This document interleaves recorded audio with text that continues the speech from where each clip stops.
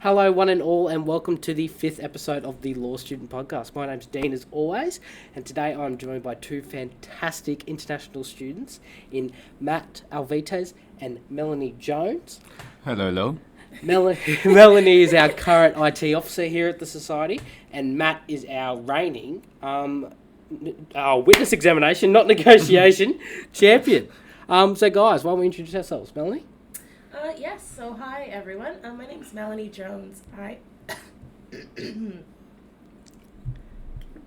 She has a cold, apparently. It's COVID safe. It's very. Excuse me if I could just get you to. Thank you. How exciting we're here. Yeah, thank you. All right. Clean faces. How appropriate. Post-COVID era. Sorry, the end of the world still happening. Yeah, no, there's no COVID. Doesn't exist.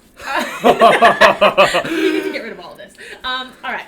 Hi everyone. My name is Melanie Jones. I am the IT officer here at GULS. I'm a Juris Doctor student in my second year / final year. And I'm hoping to become an entertainment lawyer working in intellectual property in the future. And I'm from New York City. What about yourself, Matt? Well, thank you, Dean. My name is Matt. I am your, slightly above average enthusiastic student. Currently doing, as a penultimate year, law honors and international relations. The path that I actually want to take is more into environmental law. That's where I aim to specialize. Specifically, I will be keen to deal with commercial litigation too, like the overlap between both of them. And I would like to be part of this growing movement of sustainable development, energy, renewables. I'll be part for both clients and especially for companies in that regards. So we don't have two boring guests on today. We don't have two boring guests who want to... I just want to do commercial law, I want to do contracts. Anyway, moving on. I was a slight dig at myself. But anyway. A bit aspirational, yeah. So guys, today we're going to talk about what it's like being an international student. And as some of you who might know me or might have watched the last couple of podcasts, I am a domestic student. And I'm honoured to be joined by two international students today. And I think it'd be nice for listeners to know maybe they are, like me, a domestic student, that they just don't know what it's like being an international student. Or maybe they are international students themselves and thinking about coming to Griffith. So I think it'd be nice before we start on working out where we're all coming from. So Matt, could you tell us a bit about your journey to Griffith? My journey to Griffith, I am actually from Peru, Latin America. I come from the capital, actually, so I have always been a city boy of sorts. It is interesting because in my journey, I actually come from an arts school. Okay. So I literally came from doing clay statues and doing the face of my loved one at the time as a teenager, like rock or something, right? Then after I left Peru, I started my journey in IS, which was a foundation year for UQ originally. It's like a prep, the equivalent, because back in Peru, there is no year 12. Okay. There is legally until 11. That's it. You're smart enough, apparently. Right. They're see you later. Yeah, good for life. So I came here because as much as my mother loved me, she was, at 18, you have to move out of the house. I want you to have a go at life. And I'm like, all right, cool. I will give it a try. So I turned 18 and I moved out of the country. Jokes on her. Quite literally out of the house there. Yeah. So, and then that's how I started.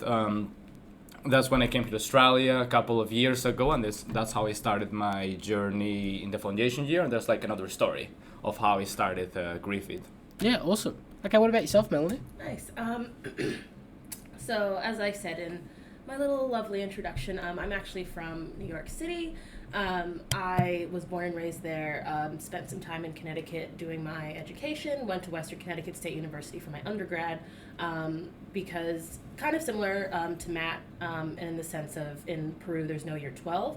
Back home we can't do undergraduate law. Yeah. So coming to Australia, it was a similar sort of process as what I would have experienced back in the States. So you have to do your undergrad in anything else, and then you can go into post-grad law to become a lawyer. So that was pretty much my plan from the beginning. I have a double degree in music and education back home, and then I came out here to utilize that to get into my pathway for post-grad law. I came to Australia for the first time actually in 2011 on a school exchange for about a month. Yeah, and it was really nice. Started out in Cairns, took a trip all the way back down to Sydney, here for about a month. And then after that point, I just fell in love with it. And I was about 14, 15 years old at the time. And I'm like, I'm definitely coming back. Came back in 2017 for 3 months. Visited UQ, visited Griffith, visited University of Sydney, and then ultimately my choice was Griffith. And then I came out here in 2018 and started studies in 2020. Awesome. Yeah. Just a quick question with New York. How does it work to become a lawyer if you have a photographic memory? Do you skip law school and go straight to practice, or No. No, I wish. that was a no. Suits reference for anyone watching at home? Yeah, no, it doesn't work like that at all. But It doesn't work? No. No, but you know what? If you watch Suits enough and you just go to the bar and just say, I know everything about law because I watch Suits, they will admit you. Yeah, just straight through, no Yeah. worries. That's a good tip for anyone watching. Yeah, at what home. what if I'm more like a Legally Blonde type of I think fan? they'll admit you, but maybe not in New York. Maybe in like Maybe New not in New Jersey. York, New Jersey, Idaho, something like that. Yeah, maybe. So obviously you guys both have come to Griffith. I'd be interesting to know what your thoughts were and what the thought process was behind, choosing Australia, choosing law and choosing Griffith to study, and even what sort of order they came in, if that's a thing for yourself. Like, did you decide, I want to go to Griffith, don't care what I study, or did you decide I want to go to Australia, don't care what, So, Matt? Actually, in my case, it's interesting because I also did a school exchange. Yeah. That I had to actually organize myself because the school rejected when I applied for theirs. But that's a different story. Oh yeah, I was good in arts, but not good in it's like as a student. I was a freaking nightmare. But that's a different story. So I came here to Australia for 1 month and a half. Yeah. Why Australia? Well, because when you go into Tinder and you basically swap around and you see like a picture like beautiful girl and you suddenly go, she's my wife. Yeah. Sure. And then you actually go on a date and it works. Yeah. Similar story, believe it or not. I was a little brat, like basically scavenging around the massive library of my mother, and I found this book, which was Australia, the Timeless Country. At the time, it was written in this extremely weird language for me, called English. Yeah. But I still saw the pictures of Australia, the people, the places, and I'm like, this is what I want to be. Fast forward a couple of years, started doing the exchange, changed my life. Like the people here, the experience, I just felt for the first time I was where I belonged. It's like a feeling, right? Yeah. Just like a feeling. It's not something that you plan mathematically. I'm going to visit every single country in the world and I'm going to stay on Moscow because they have the cutest huskies or dogs and Putin is kind of like a good lad. It's something that you simply go for it. So that's why I choose Australia. So before I go into all the other aspects, I would like to hear in your case, why did you came to this exchange, especially so early in school experience? Yeah, so for me actually, I didn't really have a choice. I was selected. There were, I want to say 15 students in New York and 15 students in Louisiana actually who were chosen for this school exchange. Wow. And so what we ended up doing for half of 2010 and half of 2011, we did intensive study about Australia, learned the national anthem, learned what the flag meant, learned about the cultural food, learned about the capital. We learned everything about this country. And what it was essentially, I think they took 30 students from Queensland and New South Wales and just swapped us, and they learned about the States, we learned about Australia. We came over during our summer holidays, which was your winter holidays, in July of 2011, and we stayed on a farm in Townsville. We did a homestay, and then we finished off our trip in Sydney, just learning about the city. That was the only time we actually spent in the city. We spent all the other time out in the country. And at that time, when you're 14, 15 years old, and you're just I don't know anything about myself. I don't have friends. I'm ugly. I'm this. I'm that. Being in Australia, I didn't feel any of that. I just had such a good time talking to everyone. I just had such a good time.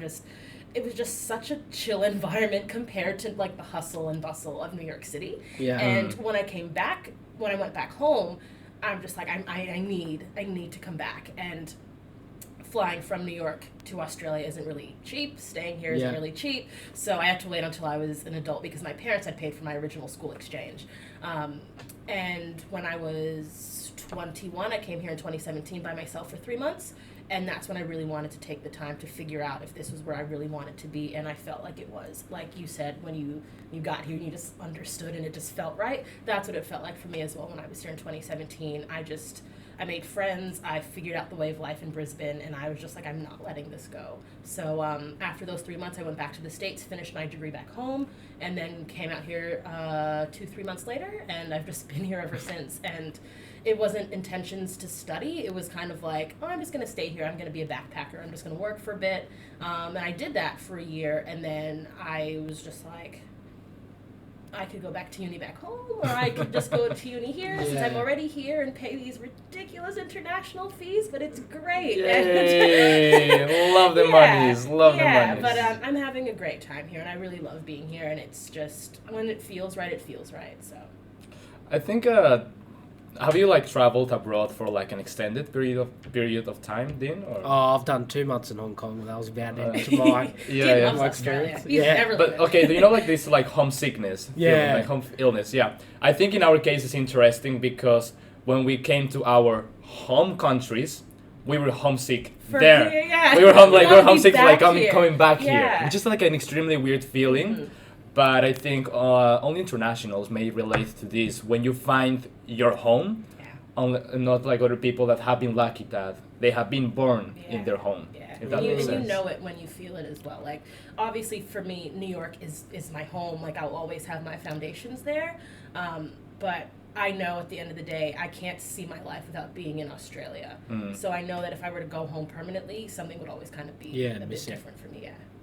That's amazing. You just work for Tourism Australia. I'm getting patriotic here. I'm getting teared up. Beautiful country we live in. So to keep going with that question, so why Griffith and why law? Oh, I mean, can you believe I have the worst embarrassing stories for choosing my life decisions, right? Oh, no. My decision for studying law is something that nobody knows. It started with a meme. Yeah. I think even worse than people who go to law school because of lawsuits or because of Legally Blonde, I started with a meme, right? Yeah. So there was this meme that I saw when I was like, 12 or something? Yeah. It was from Finis Wright, Ace Attorney.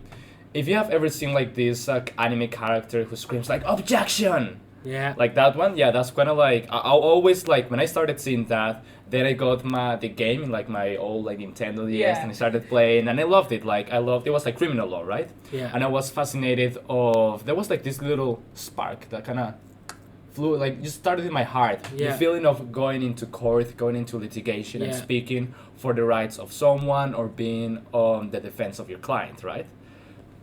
Fast forward a couple of years before coming to Australia, I was like, oh, what do I do in my life? Because I was pretty sure I was going to Australia, that is like 100%. But then I was like, no, I have to find excuse. I'm going through the catalog of UQ at the time, which they had like, how many, like 80, 60 degrees or something? Like they have everything. Something like, ridiculous, Yeah, yeah. something absolutely ridiculous. And I was going through everything and I was like, no, maybe. No. Until after doing existential crisis that lasted just a short 1 year, I found when I saw law and I realized that I had a passion for problem solving, for critical thinking, and I just have the memory of seeing that meme, playing that game when I was a young child, still and I clicks. realized it clicked, and that's when I got into it. At the beginning, I wanted to do more like IHL, International Humanitarian Law, because I was very passionate about human rights, and I was very interested to get into this growing movement of feminism at the time, which is now it's like very well into like a strong pace at the moment. Still a lot to go, but it's getting there.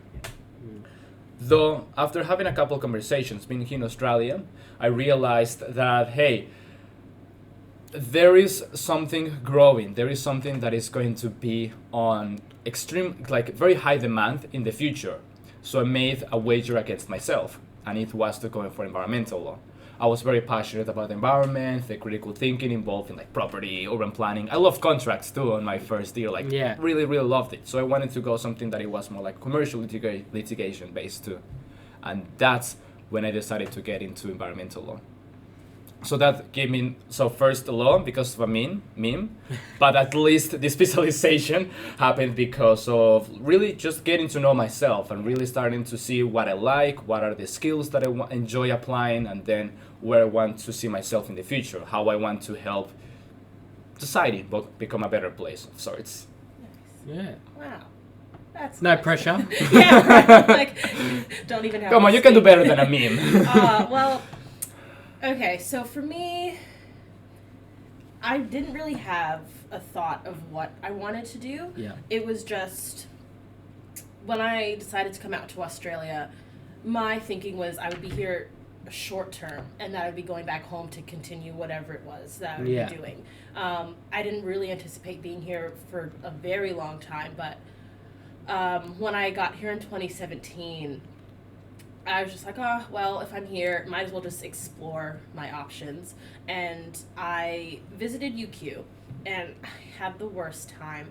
And I think for me, what it was just the fact that the campus was just too big, and I got on the wrong bus on the wrong side of the campus, and I couldn't find where I needed to go. Yeah. And then the tour took like an hour and a half. And then after all of that, there were no degrees that I even wanted there. So I'm like, well, I'm going to forget this day. Yep. So at this time as well, I was still in my undergrad. And like I said previously, my undergrad was in music education. So I was more focused on the music side. I wanted to get a master's in conducting or performance or something like that to continue my music studies. And that didn't happen right away. I wanted to get work experience, so I started teaching for the Department of Education in Queensland. And at that point, I realized that I didn't really want to continue like my education in the direction of music.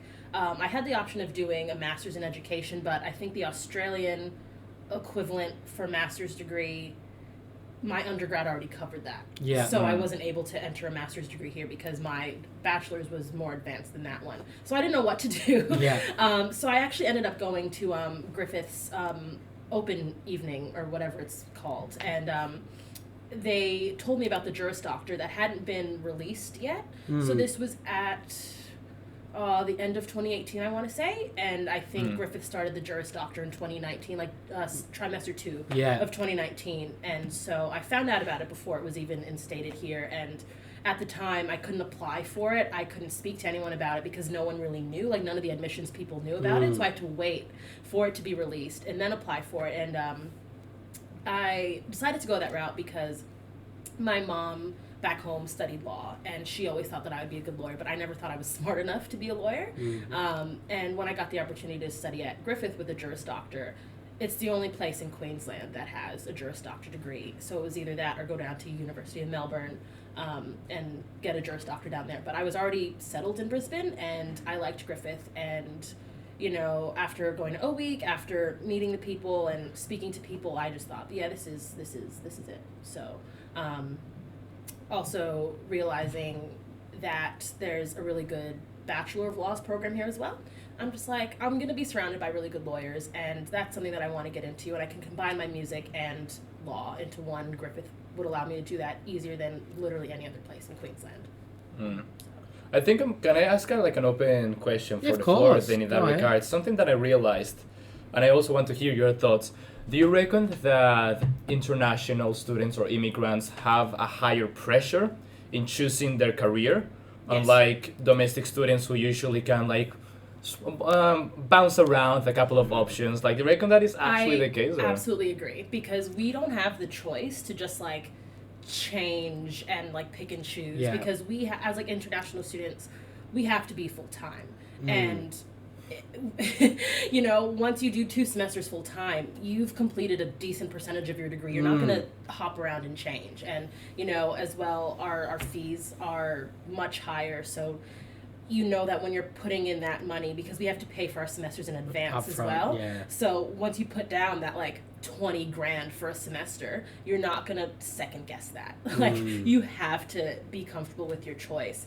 And I guess it's a bit like hindering in a way, because we don't get a chance to explore, because once we're done with our degrees, if we don't like it tough luck. Good luck to us, because we have no choice. We can't really take semesters off. We can't just hop around and do different courses. And you know, once you've been told, yes, you can come to Australia to study this degree for this amount of time, you have to finish in that amount of time, and you have to study that degree. If you want to change, it's like more than just changing your degree. It's like changing your enrollment and dealing with visa situations, and it's just a whole lot. So we don't really get that flexibility, but we also kind of know that before going into it. Like we know how difficult it's going to be, and you think that everything's fine, and then, you know, I'm sure it's happened to other people. I don't think it's happened to Matt or I, but luckily for us, we've kind of figured it out. But I'm sure it's happened where international students are here and they're just like, oh, I want to change my degree, and they can't. So you have to really think in advance and really kind of plan out things, because we don't really have much flexibility to kind of do what we want, per se. So. I think I would reflect that. Looking from the outside in, I think, exactly. I think it would be sort of psychological and economics. Yeah. So obviously pure economics and, you know, government policy, you can't really change that easily, and you have to study full time, exactly like you said. But psychologically, I think for someone say if you went to a decent Brisbane school, got decent grades, the path to uni is almost the rule, not the exception. It's very easy to fall into uni once you leave grade 12 in Australia, I would say, especially if you're in like a very decent or very good inner city school. And obviously we have a great HEX system in Australia where, you know, you pay those lower fees and you get to pay them when so you're... jealous. Yeah, exactly. And purely because of that, I think people just fall into good degrees. Whereas, obviously, if you're travelling halfway across the world, quite literally, you got to put a bit more thought into it. Yeah, definitely. And I guess it's give and take on both sides, really, because, like you said, you can just fall into that, and it's just, you get comfortable knowing the fact that you can just really just do what you want when you want, and it's just like, oh, you know, I didn't like this degree, let me just do something else, or let me do this, or let me do that. And I guess financially and economically, that would take just as much as an international student just bashing it out real quick, where it's like, you know, sometimes people can stay in uni as a domestic student for 10 years because they're just changing degrees left and right and losing money when classes don't transfer over into the next degree. So yeah, I guess it's really kind of...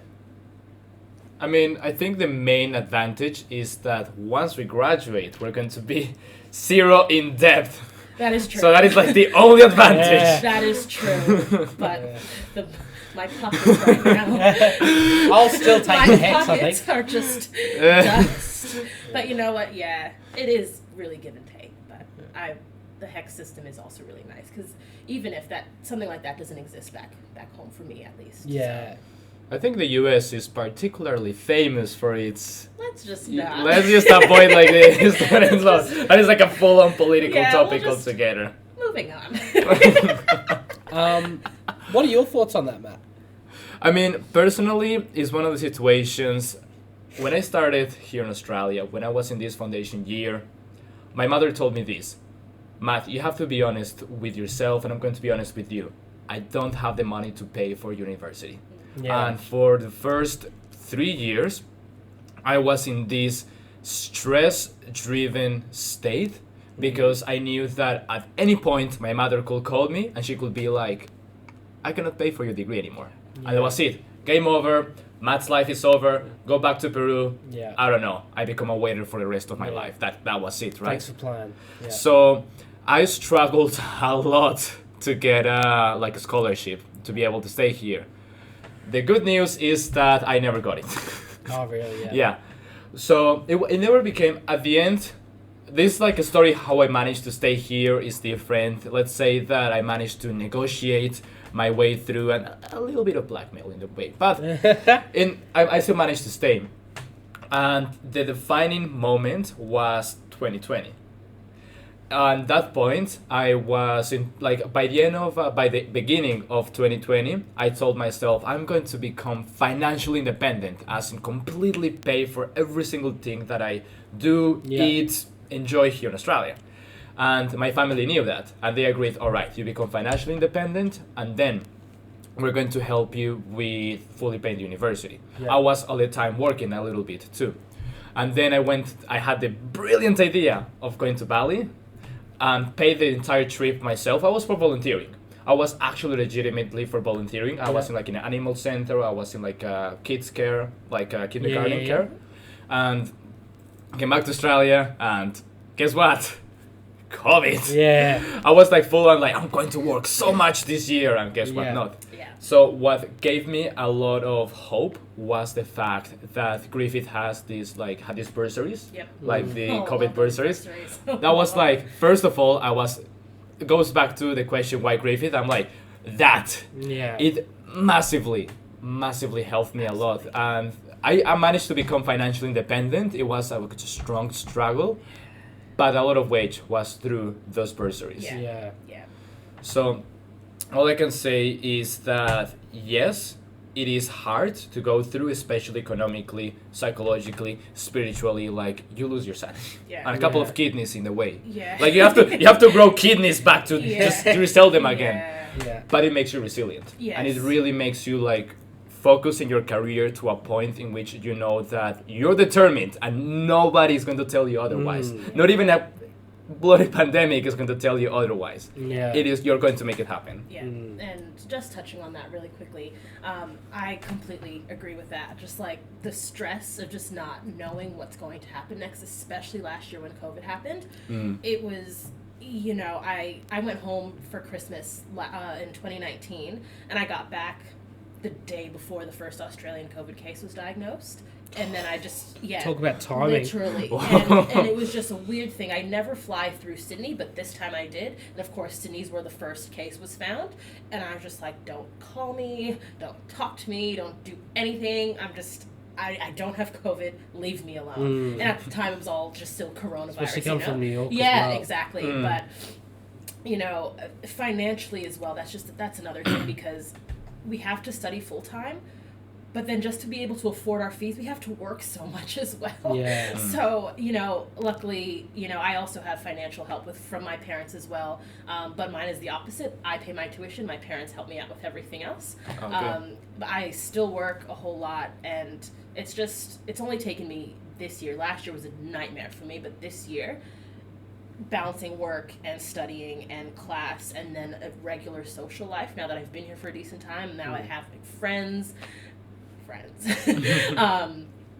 It's now finally being able to be steady, and especially again with those bursaries. And I was actually also lucky enough to receive a scholarship at the beginning of my studies here. Wow! Congrats. Congratulations! I'm still very grateful for it. But now that I finally have the rhythm of everything, being an international student is not easy in your first year, but after that it kind of gets a bit better. But those bursaries did a wonder for me. It helped so much, because also as international students, we're the first ones to not get hired and to get fired during COVID. So it's one of the situations in which we go like, thank you very much, Therese Wilson. Our overlords upstairs. Thank you. Praise her. Upstairs. So to take you back to that first studying law at Griffith, your first year at law, what was it like being an international student? Do you think it was different maybe than a domestic experience? Yeah, it was hard for me. I didn't think it would be, because in my head I would think the social and cultural differences between Peru and Australia is a lot more different than the United States and Australia. Language barrier, cultural barriers in lots of different ways. And I feel like America has adopted Australia as its little brother that you have to take outside to play with you all the time. You're just I don't want to, Mom. You have to. But it was fine for me at first, because I had been here for about a year and some change before even starting at Griffith. So that wasn't challenging for me.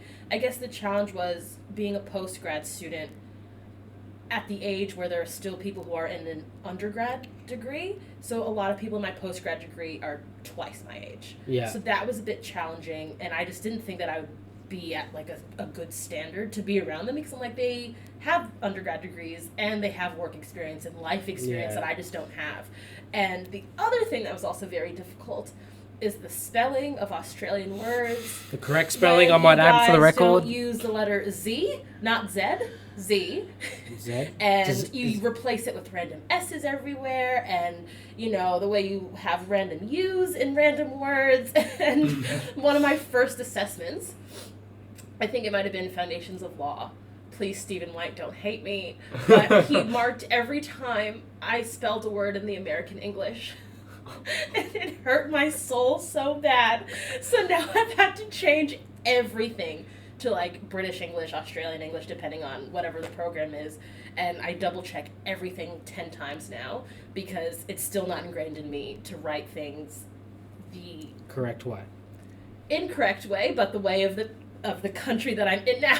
So I massively, absolutely massively relate with you, because back in Peru, I actually learned American English. Congratulations. Congratulations. Yeah, we both suffered because Kamijiro was also like S, it was like S, Z, and I'm like, or like the O, like O-U, like behavior. And like, then honor is always one that's always in our assessments and stuff. It's just the U's, they get me every time. The U's, the damn U's. Yeah, it's the U's and the S's. I'm just writing things with Z's all the time, and it's still not like, it's not a Z in my language yet. It's still Z, but I'm working on it. But I don't know if it'll happen. One day. Yeah, maybe. But I mean, I guess out of everything that could be an issue, that's not too bad. I imagine you like drafting an entire contract for your client, and then the court goes like, oh, no, the spelling is wrong, and you're like, your honors. Yeah. So finally, guys, just to finish this off, just quickly, what would be your top tip for a first-year student who either a first-year international student or B, a first-year student regardless, so international or domestic? I mean, one of the situations that I can advise both is, first of all, challenge your comfort zone by getting to know different people. And this applies to both Australian and domestic. International and domestic, yeah. Because I've realized a lot of times international students usually hang around within their own within their own group, within their own clan of sorts, and then usually domestic students usually hang around their own clan, like their own schoolmates, etc. Yeah. And you can see from the from this first year that a lot of people just mingled within themselves.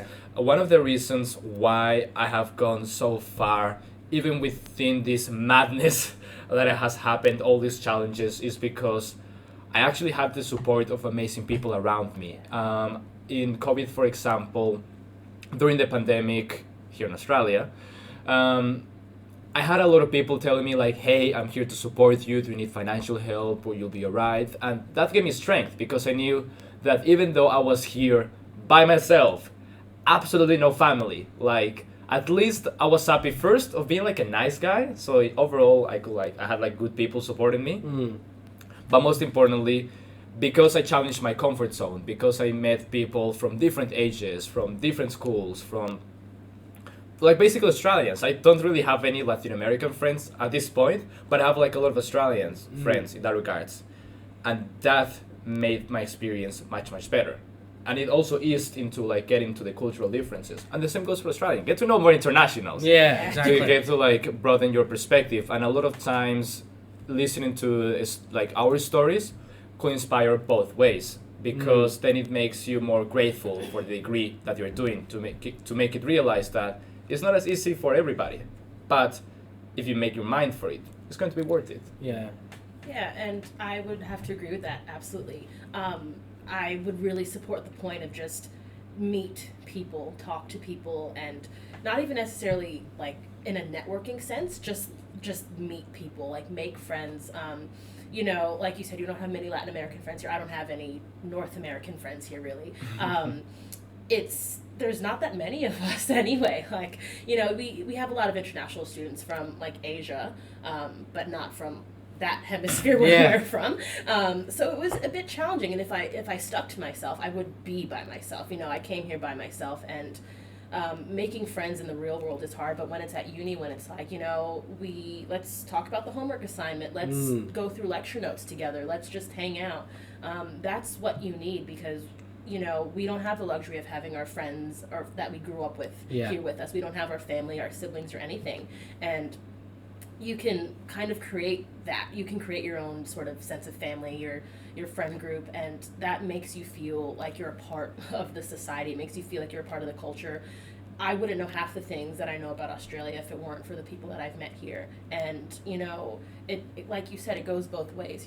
If you ever come to New York, you'll know someone in New York. Yeah. If you go to Peru, you'll know someone in Peru. And, especially in times like this when it's COVID and we can't go home and our friends and family can't come and visit us, but we have people here who make us feel supported, and that's really good. And also, apply for scholarships.